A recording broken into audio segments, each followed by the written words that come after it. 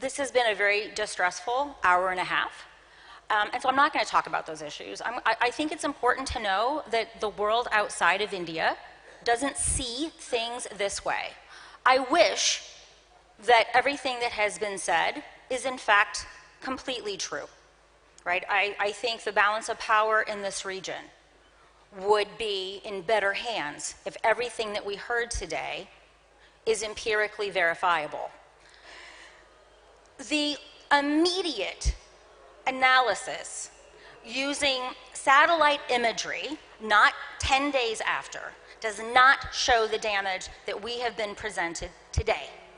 What it does suggest is that there was, and this happens all the time, you get these coordinates from intelligence, right? Intelligence can be flawed. If the coordinates are inappropriately loaded into a system that uses a precision-guided munition, those coordinates will result in the desired target not being hit. And I want to refer you to ASPI's excellent immediate after-the-fact analysis of damage. It doesn't support what we have heard. And India, from an outside point of view, has lost a lot of credibility in the ways in which certain images have been deployed through social media that do not show what they show with the level of certainty that is asserted. So from an international point of view, it's not accepted that there was extensive damage. There is, and I'm going to say this clearly, and I rarely say this, I will say with 100% certitude, there was no F-16 struck down. And let me tell you, I wish you shot the F-16 down. But I do not believe you did. And I believe my bona fides as a critic of Pakistan stands for itself. And I'm going to tell you why I don't believe you did, even though I wish you did. My Americanness, my national standing, again, does not hinge upon Pakistan's performance with an aircraft procured from me or via Jordan. Let me walk you through the evidence with a different point of view, one not impinged upon by dependent variable selection bias or confirmation bias. Let's begin with the video. For those of you who don't know me, I spent a lot of time in Pakistan. I've studied languages. The videos, we are told, came from Nowshera. You may not know this. People in Nowshera don't speak Punjabi. The video all show people speaking very tame Punjabi. Oh, kitne bande hain? Wo do bande hain, teen bande hain, oh, kitne parachutes hain? No one in Nowshera speaks like this. This raises questions about the provenance of that video. Let's walk you through what you were told how it was so obvious, that all that stuff was so obvious. There's nothing obvious about it at all. In the video that in Gokale, with all of the Bande, which was then reported by ISPR, right, there's actually multiple explanations for these two shoots, and I'm going to walk you through at least 4 that present themselves. First, what we've been told, that one is from the MiG, Bison, and one is from an F-16. Now, how many of you are paratroopers? Any paratroopers in the house? Me. Awesome possum, great. Isn't it odd that parachutes from 2 very different platforms in that video would look identical? Now, when I talk to my colleagues in the US Army who are paratroopers, including those that are in my class, they find this very dubious. I also find it dubious. It doesn't pass the Bakwas test. Another possibility is that the 2 shoots represented a 2-pilot F-16, and that would explain why the shoots would look so similar. There's no evidence that this was a 2-seater F-16. Another possibility is that this particular MiG Bison had a drogue chute. That would also explain what we saw in the video. And the 4th, and I have to say I'm torn between 3 and 4, is that the video is a fake. I don't say that lightly. They don't speak Punjabi in Nowshera. They speak Hindko. Anyone who speaks Hindko? It's not what they're speaking in that video. Excuse me, we had a fellow here who spoke, with all due respect, sir, I will not be condescended to. There's a fellow who took 3 times the length that I have taken.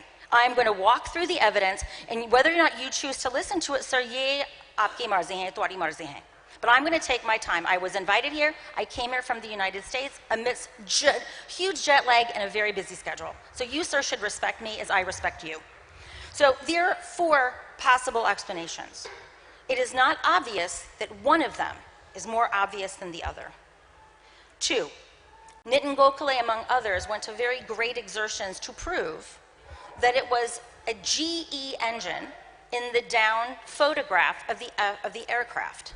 Now, if you accept that this was a GE engine, well, I got news for you. Pakistan's F-16 does not fly a GE engine. Everyone knows this. So what is it? If it's an F-16, it's something else, but it doesn't fly a GE engine. Sorry, that's just a fact, sir. You might not like it, but that's just the way it is. I didn't make the engine. I didn't tell the F-16 folks what engine to put in there. Everyone knows it flies a Pratt Whitney. The radar data. This is the most distressing thing as an analyst. Radar is essentially Doppler. And for those of you who don't know what Doppler is, I'm going to explain it to you. Doppler works like this. We send a frequency of noise, spectrum. It bounces off an object, and it comes back. And what the device measures is the change in frequency as a result of hitting the device. And we put it through an algorithm which converts those change frequencies into the object. F-16 is known for not having a terribly large, what we call radar cross-section. What happens in mountainous terrain is called a Doppler effect. And the way this works is, and you can imagine it, where the aircraft we're flying, it's a mountainous terrain, you have the noise bouncing off of the different mountain peaks. And so this actually creates, in the radar, a lot of noise, a lot of signal to noise. And effectively what happens is that the different frequencies bouncing off the mountain can give the illusion that an object has disappeared. So the only way these radar images can show definitively that an F-16 has been down is if we have the continuous video of that to show that the thing went down and it never came back. The other thing, and again, one of my students is an imagery analyst, the pictures that you just saw, they actually don't map onto one another. If you look across the pictures, the ratio of the images and the lovely diagrams that you saw that were so obviously labeled so that you could think you understand what you saw, the aspect ratio is not maintained across the images. Now, this is a problem. Again, I don't care what you believe. I'm simply telling you what the rest of the world believes. And Pakistan also knows what did or did not happen.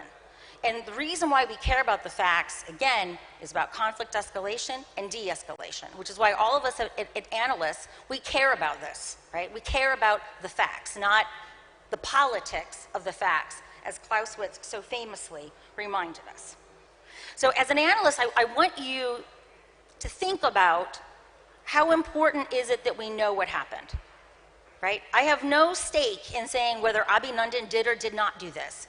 But as a scholar of South Asian security, I am very concerned that the off-ramp to de-escalation may have been a fictive myth that an F-16 was shot down.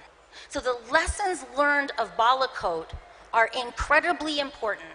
And the lessons that we learn must be based upon empirical facts and analysis, not things we want to believe.